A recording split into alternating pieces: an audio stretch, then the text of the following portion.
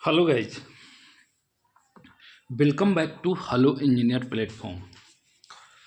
जैसा कि आप लोग को पता है कि मेरा सॉइल मैकेनिक्स का लेक्चर चल रहा है और इन सॉइल मैकेनिक्स मैं classification of soil chapter start कर रखा हूँ, चैप्टर सेकेंड।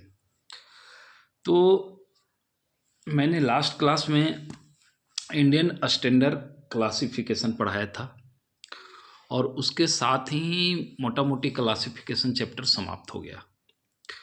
बट एक एक्स्ट्रा चीज़ है जो कि सॉइल क्लासिफिकेशन में ही ऐड किया है, कहीं कहीं मैं देखा हूँ, तो उसको मैं आज लेके आया हूँ। ये मेरा सेकंड चैप्टर में ही है। एक कैपिलरिटी, जैसा कि आप लोग हेडिंग देख रहे हैं, कैपिलरिटी या कैपिलरी राइज, ठीक है। एक टॉपिक का नाम है कैपिलरिटी ऑफ सॉइल। तो मतलब ऐसा नहीं है कि कैपिलरिटी सिर्फ सॉइल में ही होगा।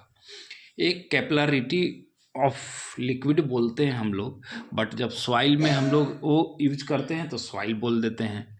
ऐसे तो अभी देखिए, अभी मैं सिर्फ ये बेसिक जो है वो लेके आया कि एक बीकर में पानी रखा हुआ है, उसमें एक ट्यूब डाल दिया है, तो उसमें जो है कैपिलरिटी कितना होगा, कैपिलरी राइज कितना होगा, राइज होगा, कैपिलरी राइज होगा, कैपिलरी डिप्रेशन होगा। ये एक्स्ट्रा चीज़ है फ्रेंड, और ये जो चीज़ है ये यहाँ पे आप लोग को अच्छे से समझ लेना है, क्योंकि इस पे बेस्ड ना फ्रेंड आपका फ्लूइड मैकेनिक्स में इसका बहुत ज़्यादा यूज है, ठीक है। उसके बाद आगे चल के इसी में एक चैप्टर है सॉइल मैकेनिक्स में, लास्ट में बेल बेल उसका उस चैप्टर का नाम याद नहीं आ रहा है, ठीक है ना। हाँ, आगे मतलब इसमें एक चैप्टर है, उसमें भी इसका कैपिलरिटी का, वो चैप्टर का नाम भूल जा रहा हूँ फ्रेंड। तो मैं क्या कर रहा हूँ फ्रेंड कि ये बेसिक जो चीज़ है कैपिलरिटी, इसको आप लोग समझिए। ये जो मैं दिखाया हूँ ये बेसिक्स दिखाया हूँ। जब मैं सॉइल के लिए बोल दूंगा तो लिख दूंगा कैपिलरिटी ऑफ सॉइल। तो सॉइल के लिए भी बहुत सारा वो है कि सॉइल में जब वाटर होता है तो कहीं कहीं सॉइल में है ऐसा टिप जैसा बन जाता है। हमने पहले भी बताया है कि सॉइल में तो पोर्स होते हैं, तो पोर्स जैसा सर्कुलर राउंड टिप जैसा कहीं कहीं बन जाता है, और वो जो है सॉइल जो है, सॉइल के थ्रू जो है पानी जो है राइज करता है, ठीक है ना।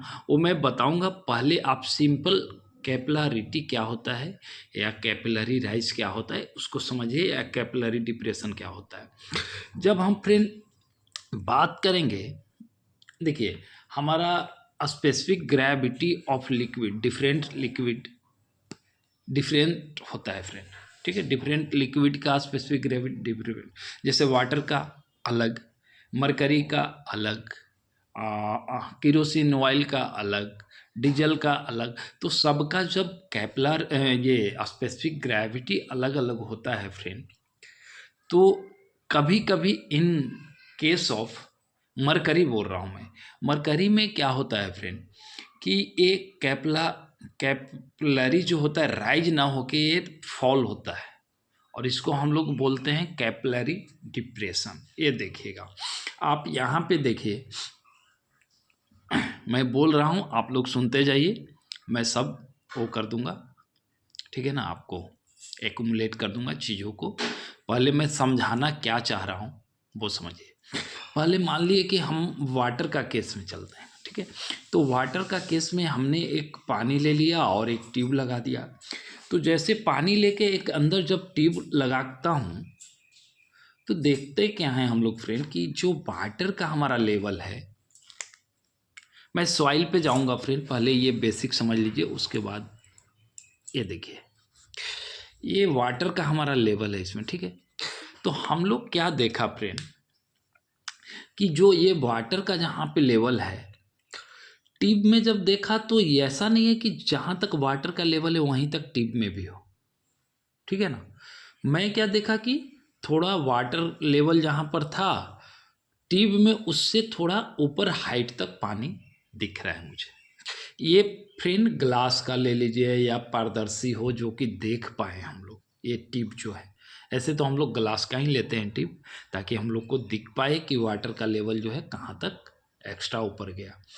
तो हम लोगों ने देखा फ्रेंड कि वाटर का लेवल इस पे है और हमारा ट्यूब में जो है बीकर में वाटर का लेवल इस पोजीशन पे है, बट ट्यूब में हमने देखा इस पोजीशन पे है। आप लोग को दिख पा रहा होगा। तो अब ये जो लेवल का डिफरेंस है फ्रेंड, कि बीकर में लेवल नीचे है और ट्यूब में ऊपर है, तो इसी चीज को, इस डिफरेंस को हम लोग जितना ऊपर गया उसी को हम लोग बोलते हैं कैपिलरी राइज, ठीक है ना, या फिर कैपिलरिटी, ठीक है। तो ये एक एक्स्ट्रा टॉपिक है और ये बहुत ही इंपॉर्टेंट टॉपिक है, तो इस चीज़ों को समझिए, ठीक है ना।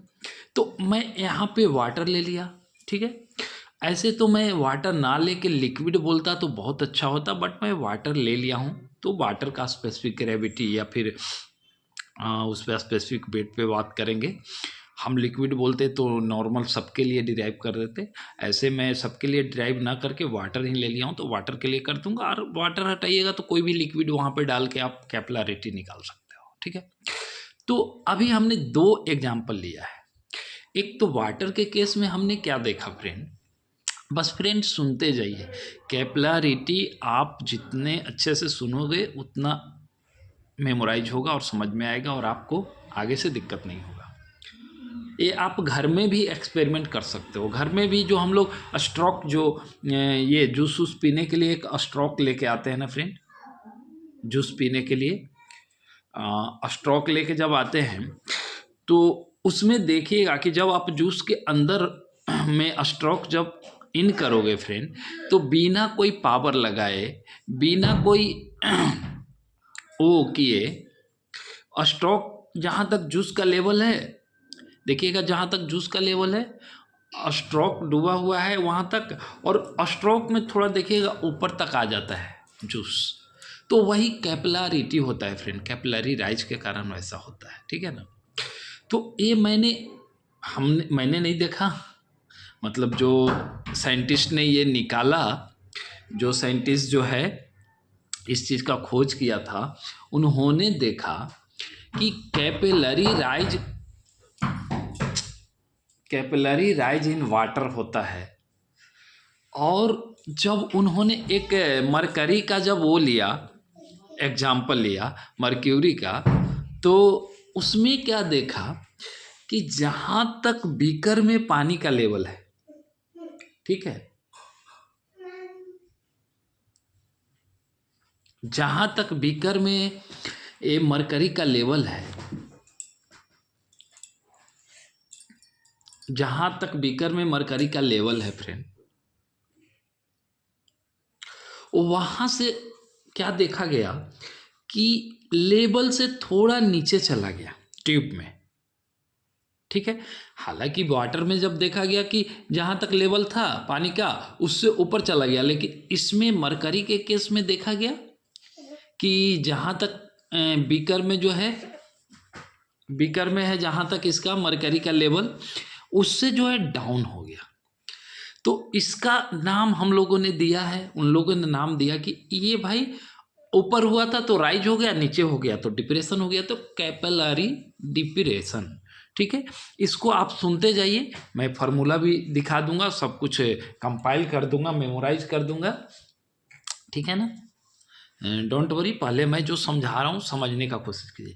तो ये तो फ्रेंड हम लोग लिक्विड के केस में, लिक्विड कोई भी हो, वाटर हो, मरकरी हो, ऑयल हो, केरोसिन ऑयल हो, मस्टर्ड हो, कोई भी हो, मैं उसका बातें नहीं कर रहा। मैं कैपिलरी को एक जनरल डिराइव करने का कोशिश कर रहा हूँ कि मैंने जब देखा, ऐसे वाटर एग्जाम्पल ले लिया हूँ कि जब ये वाटर का एग्जाम्पल लिया तो कैपिलरी राइज जब हुआ, यहाँ पे हम लोग क्या बोलते हैं फ्रेंड कि कैपिलरी अट्रैक्शन, और यहाँ पे हम लोग बोलते हैं फ्रेंड कैपिलरी रिपल्सन।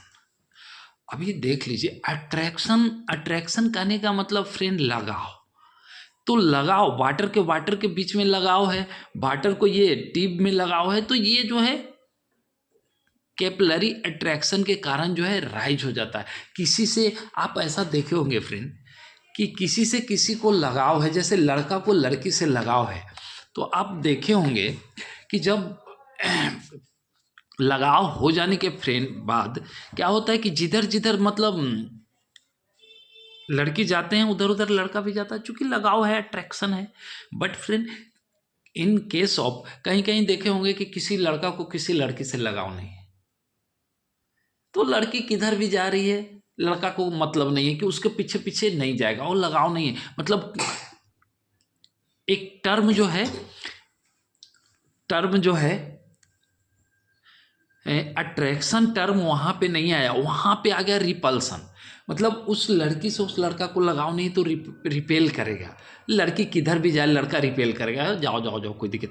तो इसमें वही होता है फ्रेंड कि इस केस में मरकरी का केस में जो है इससे जो है रिपल्सन होता है, और रिपल्सन के कारण कि यहाँ तक आपका वो है लेवल है मरकरी का, बट ट्यूब में जो है यहाँ पे रिपल्सन हो रहा है, अट्रैक्शन तो होने। अगर अट्रैक्शन होता तो फास्टली जो है ये बढ़ते बढ़ते बढ़ते ऊपर जाता, क्योंकि लगाव अट्रैक्शन में क्या है थोड़ा खींचे चले जाते हैं लोग, हालांकि वहां तक जाना नहीं है। देखिए यहाँ तक, देखिए इसमें अट्रैक्शन में वाटर का लेवल यहाँ तक है, तो यहाँ तक ही जाना था ट्यूब में भी पानी, लेकिन वाटर के बीच में अट्रैक्शन है ट्यूब के, तो थोड़ा दूर खींचे खींचे चले गए, ठीक है ना। तो यहाँ पे होता है रिपल्सन और यहाँ पे होता है अट्रैक्शन। तो ये तो दो चीज हो गया आपका नॉर्मल। अब आ जाइए, ये नॉर्मल हमने एग्जाम्पल लिया है। अब जो है, अब ये देख लीजिए हमारा जो ये राइज कितना होगा, कैपिलरिटी अगर होगा या फिर कैपिलरी राइज होगा किसी भी लिक्विड का, मैं यहाँ पे वाटर का एग्जांपल लेके चल रहा हूँ, तो ये जो HC height of capillarity, HC इसका सिंबल से मैंने लिखा हूँ हाइट ऑफ कैपिलरिटी। अब ये कितना होगा टेक्निकली बाय फार्मूला, इसका एक फार्मूला है फ्रेंड, ठीक है। तो ये फार्मूला है, क्या है आप देख सकते हो, HC equal to 4 del cos theta gamma W D। अब ये क्या टर्म है पहले हम लोग देखेंगे, उसके बाद हम लोग सॉइल के भी बारे में बोलेंगे कि सॉइल में कैसे कैपिलरिटी होगा, सॉइल में कौन सा फार्मूला अप्लीकेबल होगा, ठीक है ना। मैं उसका भी बातें करूँगा। पहले ये मैं जनरल फार्मूला लेके आया हूँ, और जनरल में भी बोलें तो यहाँ पे मैं बोल देता कि स्पेसिफिक वेट ऑफ लिक्विड, लेकिन मैं लिक्विड ना बोल के मैं यहाँ पे वाटर बोल दिया हूँ। तो चलिए वाटर से ही समझ लेंगे, क्योंकि कॉमन लिक्विड हमारे पास वाटर ही है फ्रेंड, ठीक है ना। तो लिक्विड बोलने से कॉमन जो लिक्विड है वाटर, इसलिए मैं वाटर पे एग्जांपल लेके आया हूँ। तो आइए, तो इस फार्मूला में जैसा कि आप लोग देख पा रहे हो कि HC इक्वल टू 4, तो 4 तो समझना नहीं है, 4 तो 4 है। डेल्टा क्या है, कॉस थीटा क्या है, और ये थीटा क्या है, कॉस तो जानते हैं, थीटा कहाँ से कहाँ एंगल बनेगा क्या है ये वो जानेंगे, W गामा W क्या है और D क्या है। तो आइए इसको हम लोग जानने का कोशिश करते हैं। तो फ्रेंड जब कैपिलरिटी होगा और फार्मूला जब हम लोग देखेंगे तो उसमें where D is diameter of tube. Yes, अभी ये जो D जो है, जो हम लोग जिस डायमीटर का ट्यूब जो है इस बकेट में या टब में या जहाँ भी आप चेक कर रहे हो, या फिर हमारा जब सॉइल में चलेंगे तो कितना डाया का सॉइल में पानी ऊपर जा रहा है, किस कैपिलरिटी जहाँ पे बनेगा हमारा ट्यूब जैसा, कहीं पे होल होगा, है ना, छिद्र होगा, वाइट्स वाला जो रह जाते हैं वैसा होगा, तो कितना डाया का उसको माप लेंगे, और उसका जो डाया जो हो जाएगा, इस ट्यूब का जो डाया है वही हमारा है। देख लीजिए ये ट्यूब में हमने डाया दिखाया है, तो ये D हमारा क्या हो गया, स्मॉल d जो फार्मूला में हो गया डायमीटर ऑफ ट्यूब। अब देख लीजिए डायमीटर ऑफ ट्यूब लिखा मैं, लेकिन इसको मैं कोई यूनिट नहीं देता।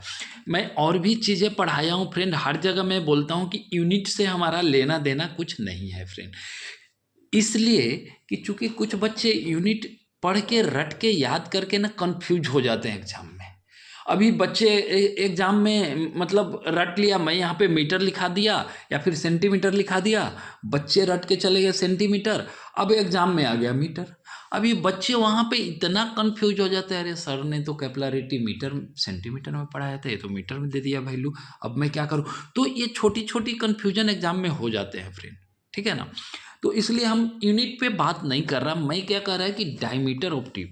अब ये डायमीटर ऑफ ट्यूब जो है एग्जाम में सेंटीमीटर में दे दे, मीटर में दे दे, मिलीमीटर में दे दे, हेक्टोमीटर में दे दे, कुछ भी दे दे, फीट में दे दे, इंच में दे दे, उससे हमको लेना देना नहीं है।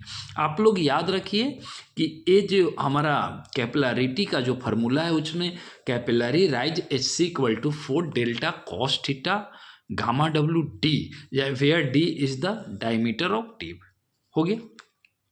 उसके बाद gamma W specific weight of water. Yes, मैं यही बोल रहा था कि अगर मैं एग्जाम्पल वाटर का नहीं लेता तो मैं यहाँ पे लिखता कि specific weight of liquid, water की जगह पे लिक्विड आ जाता, बट मैंने वाटर का एग्जाम्पल लेके कि ताकि आप लोग को समझाने में मुझे सिंपल हो सके तो मैं लिख दिया वाटर, ठीक है।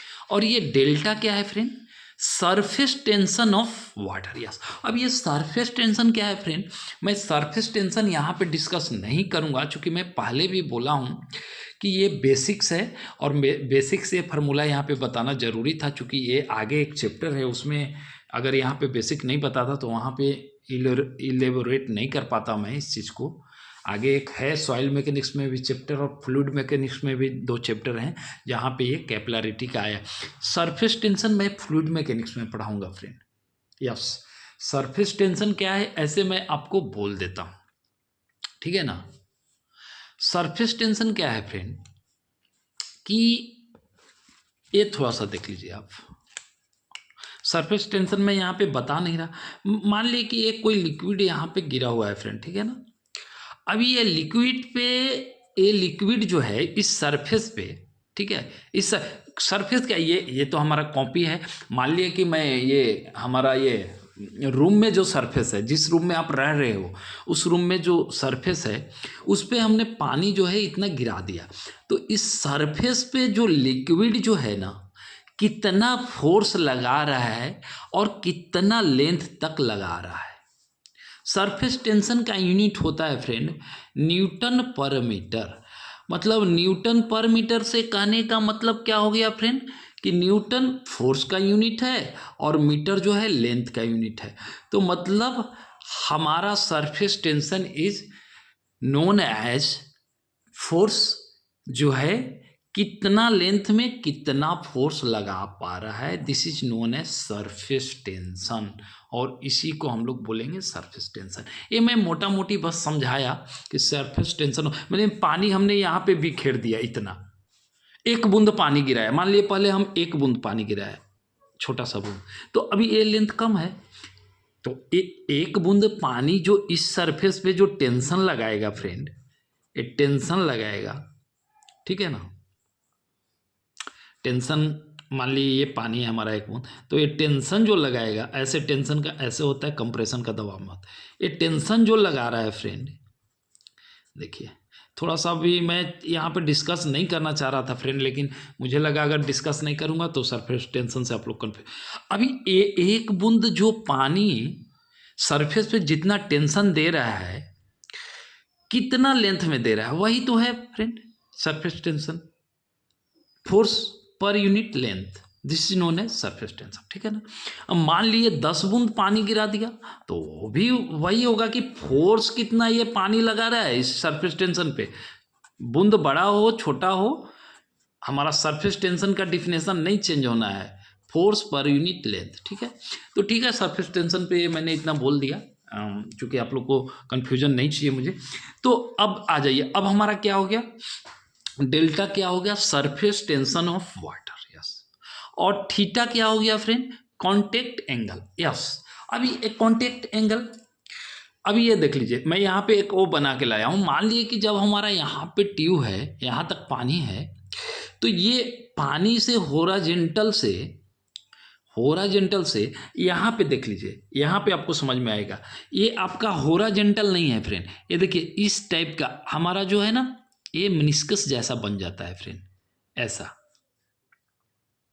तो अब देख लीजिए, ये हमारा हॉरिजॉन्टल तो नहीं रहा, ये हमारा ऐसा हो गया, ठीक है, और ये हमारा हॉरिजॉन्टल हो गया, ये वाला पोजीशन हमारा हॉरिजॉन्टल हो गया, ठीक है। तो अब जो है ना, ये जो चीज़ है, ये कितना एंगल हॉरिजॉन्टल से इस वाटर सब, ये मैं दिखाने के लिए इतना दिखाया, लेकिन ये यहीं पे हो रहा है सारा चीज़। तो ये हॉरिजॉन्टल से ये किस एंगल पे टेंशन, ये जो सरफेस टेंशन मैंने अभी बोला ना कि सरफेस टेंशन जो लग रहा है फ्रेंड, ये डेल्टा जो लग रहा है, ये कितना एंगल पे लग रहा है, वही है हमारा कांटेक्ट एंगल बिटवीन सरफेस और वो जो लग रहा है फोर्स उसके बीच में, ठीक है ना। कौन सा फोर्स? सरफेस टेंशन पे जो फोर्स लग रहा है वो। तो ये कांटेक्ट एंगल हो गया, ठीक है, और ये फोर्स तो लग ही रहा है सरफेस टेंशन। तो अब मुझे नहीं लगता है फ्रेंड कि आप लोग को किसी टर्म में इसमें फार्मूला में कोई दिक्कत होगा।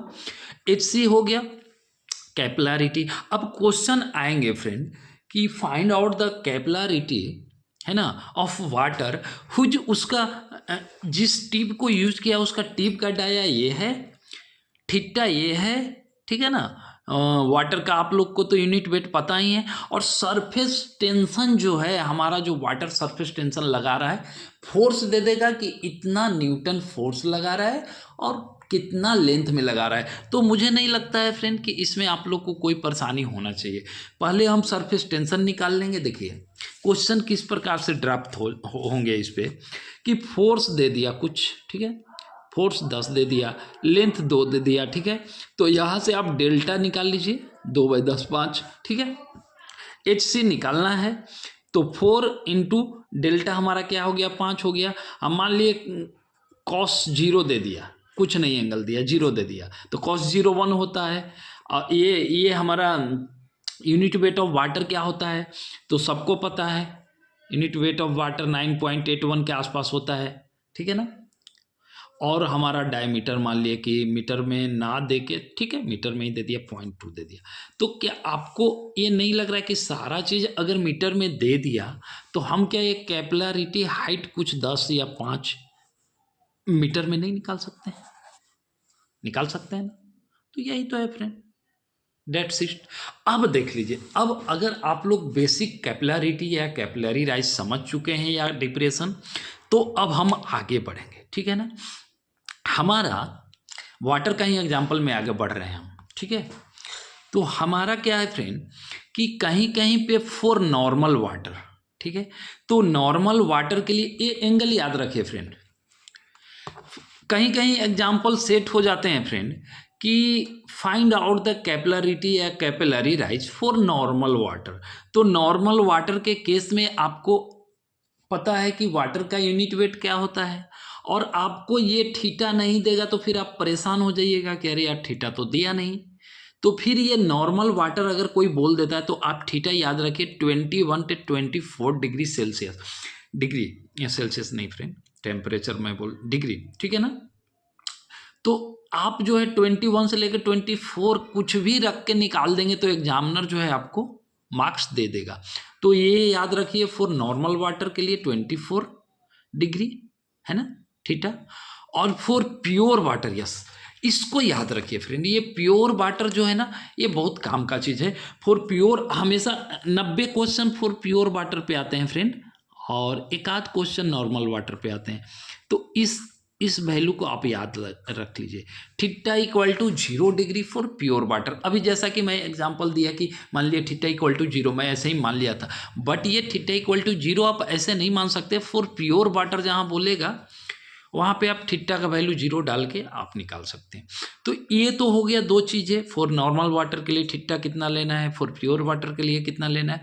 एक चीज़ और हमारा आगे है, आगे देखिए, हमने एक नोट लिखा है कि अगर हमारा एक नॉर्मल टेम्परेचर होता है ना फ्रेंड, हमारा इन्वायरमेंट में एक नॉर्मल टेम्परेचर होता है, ठीक है, अगर हमारा टेम्परेचर जो है 20 डिग्री सेल्सियस है तो उस पर डायरेक्टली आपका सरफेस टेंशन का ये वैल्यू याद रखिए, 0.073 न्यूटन पर मीटर।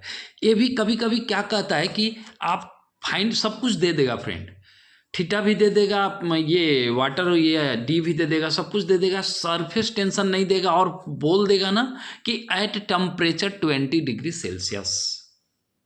ठीक है, तो आपको ये भी याद रखना है कि एट 20 डिग्री सेल्सियस पे जो है हमारा सरफेस टेंशन का जो, ये वाटर के लिए बोल रहा हूँ फ्रेंड, ये देख लिए डब्लू थी क्या लिखा हूँ मैं, डेल्टा डब्लू लिखा हूँ, मतलब ये वाटर का बात चल रहा है, कहीं आप दूसरे में फिट मत कर दीजिएगा, दूसरे लिक्विड में, मैं वाटर का ही बात कर रहा हूँ, ये भी प्योर वाटर लिखा।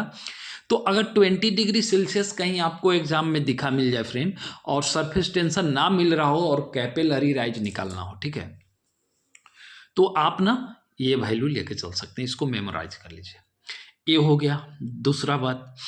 तीसरा बात फ्रेंड, जब वेन हम थीटा इक्वल टू अगर 0 डिग्री पुट कर दिया, चूंकि कॉस 0 सबसे वन होता है, चूंकि सबसे ज़्यादा कॉस का वैल्यू 0 डिग्री पे ज़्यादा होता है, ये तो आपको पता है, और कॉस 90 जो होता है 0 होता है, मतलब सबसे कम वैल्यू 0 हो गया, वो कहाँ पे देता है, कॉस 90 पे देता है, और कॉस सबसे ज़्यादा वैल्यू कहाँ पे देगा, वो 0 डिग्री पे कॉस क्या होता है, 1 होता है, तो मतलब मैक्सिमम वैल्यू कॉस के अगर बात करें कॉस के रिगार्डिंग तो 1 हो गया, और मिनिमम वैल्यू 0 हो गया, बाकी वो दोनों के बीच में है। तो इसलिए फ्रेंड अगर हम थीटा का वैल्यू 0 जहाँ पे पुट कर देगा तो ये हमारा जो है कैपिलरी राइज मैक्सिमम हो जाएगा।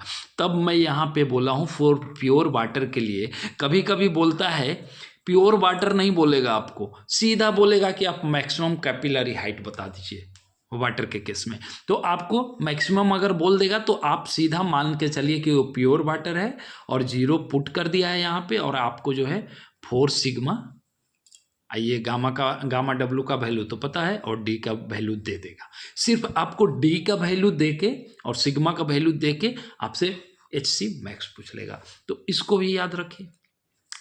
एक और है फ्रेंड, ये वैल्यू जब आप पुट करोगे इसको भी आप डायरेक्टली मेमोराइज रखिए फ्रेंड। कभी कभी क्या होता है कि ये दे देगा कि HC max equal to 0.9/d, सिर्फ ये इक्वेशन दे देता है और डी दे देगा और बोलेगा कि आप HC मैक्स निकाल दो, और कुछ नहीं वहाँ पे लिखेगा, ठीक है ना, वहाँ पे कुछ नहीं लिखेगा, ठीक है, वहाँ पे सिर्फ ये दे देगा और टेम्परेचर दे देगा, तो आपको इतना कैलकुलेशन करना नहीं है 4 इंटू ये सीधा ये याद रखिए कि डी दे दिया और बोल दिया 20 डिग्री टेम्परेचर पे, 20 डिग्री सेल्सियस पे, तो आप 0.29 अपन में डी करके निकाल सकते हो। तो ये तो हो गया फ्रेंड वाटर के केस में, और नॉर्मल हो गया। अभी हमारा इस बेसिस पे कैपिलरिटी ऑफ ट्यूब के बेसिस पे हमारा सॉइल मैकेनिक्स में हमारा कुछ साइंटिस्ट कैसे इसको इम्प्लीमेंट किया है फ्रेंड, जो देख लीजिए। एक हमारा साइंटिस्ट का नाम है एलन हेजन करके हैं फ्रेंड, वो एक एक्स्ट्रा इक्वेशन दिए हैं फॉर सॉइल मैकेनिक्स, ठीक है ना, फॉर सॉइल के लिए यही कैपिलरिटी राइज का एक एक्स्ट्रा वो दिए हैं फ्रेंड। एलन साइंटिस्ट का नाम है, ये याद रखिए फ्रेंड, एग्जाम में आता है ये 2 मार्क्स में, एलन हेजन करके हैं, ठीक है, ये साइंटिस्ट हैं, ये सॉइल का ओनली फॉर ये सॉइल में एप्लीकेबल है फ्रेंड। मैं फिर बोल रहा हूँ, maximum HC equal to C दे दिया, E दे दिया और D10 दे दिया, वेयर ये जो है ये कांस्टेंट है एक फ्रेंड, और कांस्टेंट है क्या, एक टाइप का कांस्टेंट है, वो कोहेशन बोल देंगे अगर सॉइल में ले लेंगे तो। ई जो हो गया ये हो गया हमारा वॉइड रेशियो, मैं पढ़ा रखा हूँ, और डी क्या हो गया, डी जो हो गया फ्रेंड कि हमारा जो ये स्मॉल डी जो था, स्मॉल डी अभी मैंने ये इस फार्मूला में जो जनरल फार्मूला में स्मॉल डी बताया है, ये वाला डी, इसके जगह पे उन्होंने क्या किया है कि डी का जो वैल्यू है D10 अपन में 5 करके उन्होंने इसको कोरिलेट किया है, ठीक है ना, तो ये हम लोग, और ये सारा चीज उन्होंने सेंटीमीटर में बोला है फ्रेंड, ठीक है, और ये वैल्यू भी उन्होंने बता रखा है इसी बेसिस पे। ये सॉइल का केस में कि 0.1 to 0.5, और ये हो जाएगा मीटर स्क्वायर में, ठीक है, ये हो जाएगा सेंटीमीटर स्क्वायर में, ठीक है, मैंने सेंटीमीटर का बात किया था। तो अब देख लीजिए फ्रेंड, अब एलन साहब ने क्या किया कि इस फार्मूला को लेके सब कुछ करके अभी पार्टिकल साइज, चूंकि सॉइल में तो पार्टिकल होता है ना, ग्रेन्स होते हैं ना, तो ये क्या कर दिया, यहाँ पे डी का एक फार्मूला दे दिया है। ये डायरेक्ट मान लिए कि ऐसा D10 दिया हुआ है। कभी कभी गलती क्या करते हैं बच्चे कि याद ना रख के सीधे ये D10 को डी के जगह बैठा देते। नहीं, ये फार्मूला थोड़ा सा रुकिए, एक पेज लेके समझाता हूँ फ्रेंड। ये फ्रेंड बहुत ही इंपॉर्टेंट है, इसलिए आप लोग को समझना पड़ेगा। आप लोग समझो या ना समझो, मतलब आप लोग देखो या ना देखो, कितना बच्चे, देखिए लेक्चर ज़्यादा होता है, वीडियो बड़ा होता है, तो कुछ बच्चे नहीं पढ़ते, तो मत पढ़िए, मुझे उससे लेने देना। ये देख लीजिए फ्रेंड, हमारा जो फार्मूला है for soil mechanics HC max, इसमें क्या है, C अपॉन में ये वॉइड रेशियो और ये D10, ठीक है ना। तो D10 यहाँ पे क्या है ना, डायरेक्ट नहीं पुट करना है। ये तो C का वैल्यू आपको बता ही दिया गया 1 से 0.5 सेंटीमीटर स्क्वायर, ये आप याद रखिए। ये वॉइड रेशियो आपको दे दिया जाएगा, लेकिन D का वैल्यू ये जो है ना डायरेक्ट नहीं, वहाँ पे आपको दे देगा ये वाला D, ठीक है, ये वाला D दे देगा टोटल। तो D इक्वल टू क्या होता है, D10/5। तो इसको D को जो है 5 से मल्टीप्लाई करके D10 निकाल के यहाँ पे बैठा देना, ठीक है। और ये D10 क्या है फ्रेंड, D10 ये बताता है कि हमारा जो भी पार्टिकल साइज है वो फाइनर है 10%, मतलब पास कर रहा है। जो भी आप चन्नी से पार्टिकल को चाल रहे हो, ये पासिंग जो वैल्यू है 10% पास कर रहे हैं और 90% जो है इस पर रिटेन रह रहा है। वही D10 दर्शाता है कि हमारा ये पार्टिकल जो भी है ये 10% पास कर रहा है और 90% रिटेन रह रहा है, बस यही है। तो ये हमारा एलन साहब ने सॉइल मैकेनिक्स के लिए फ्रेंड ये एक फार्मूला एक्स्ट्रा दिया है कैपिलरी राइज में, ये आपको याद रखना है।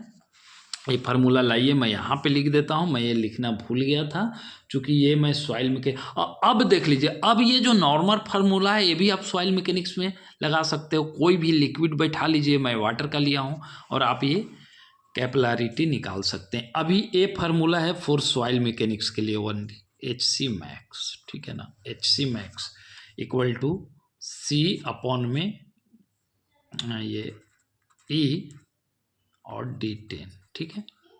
ये हमारा वैल्यू 0.1 से 0.5 इन सेंटीमीटर स्क्वायर याद रखिए, ठीक है, दिख रहा है ना, और ये दिया रहेगा और ये भी दिया रहेगा, ठीक है। तो ये फ्रेंड आज का था हमारा लेक्चर, हाँ आज का था ये हमारा लेक्चर कैपिलरिटी ऑफ सॉइल। इसी के साथ में आज हमारा चैप्टर 2 जो है समाप्त हुआ। हम फिर मिलेंगे नेक्स्ट वीडियो में नेक्स्ट चैप्टर के साथ सॉइल मैकेनिक्स का। हमारा 2nd चैप्टर यहाँ पे समाप्त होता है आज फ्रेंड। ये एक्स्ट्रा चीज़ था जो कि मैं डिस्कस किया आप लोग के साथ। कैपिलरिटी ये आगे चल के फ्लूइड मैकेनिक्स में, ऑल्सो इन सॉइल मैकेनिक्स में भी एक चैप्टर में इसका इम्प्लीमेंट है, इसलिए मैं यहाँ पे डिस्कस कर दिया, ठीक है। ओके फ्रेंड, बाय, हम फिर मिलेंगे नेक्स्ट वीडियो में नेक्स्ट चैप्टर के साथ नेक्स्ट कॉन्सेप्ट लेके, ठीक है। ओके, कोई न्यू स्टूडेंट मेरा वीडियो देख रहे हैं तो चैनल सब्सक्राइब करें, बेल आइकन दबा लें, ताकि जब मैं नेक्स्ट वीडियो डालूं तो आपका मोबाइल में नोटिफिकेशन जा सके और आप वीडियो जो है देख पाओ, ठीक है। Okay friend, bye.